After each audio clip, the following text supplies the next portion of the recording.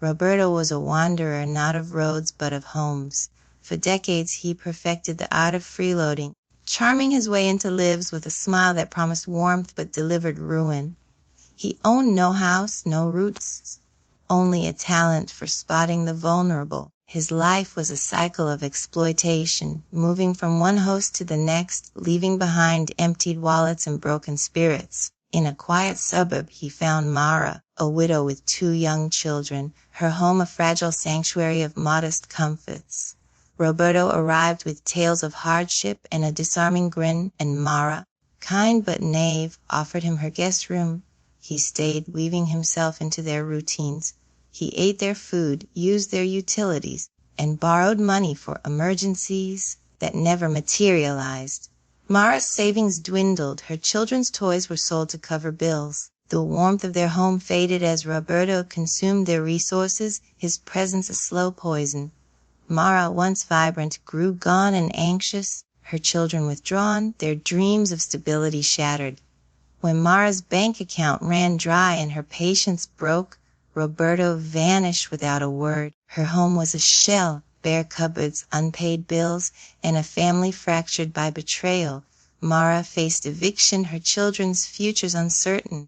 While she grappled with shame for trusting him, she rebuilt, slowly through grueling work and community aid, but the scars of Roberto's greed lingered. Roberto, unfazed, moved on to his next mark, a lonely retiree with a pension.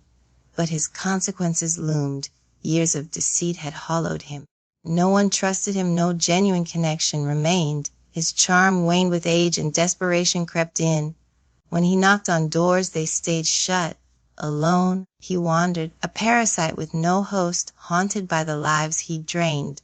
Mara's family, though battered, found resilience, while Roberto faced the cold truth. A leech without a source withers.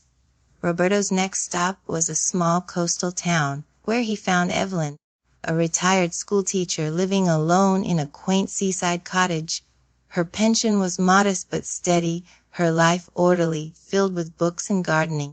Roberto, now grayer but no less cunning, spun a tale of being displaced by a storm, his eyes glistening with feigned vulnerability.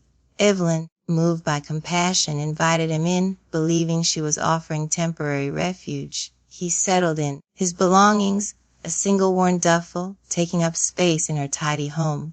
At first, Roberto was charming, helping with small chores, regaling Evelyn with stories of a fabricated past. But soon his true nature surfaced. He raided her pantry, ran up her electricity with late-night TV marathons, and borrowed cash for vague business ventures that never materialized. Evelyn's garden wilted as she spent her time working extra hours to cover expenses. Her savings, meant for a dream trip to Italy, vanished into Roberto's endless needs. Her once cozy cottage grew cluttered with his mess, empty bottles, unpaid bills, and the stench of neglect. Evelyn's health faltered, stress carved lines into her face, and her spirit dimmed. Roberto's presence was a slow siege.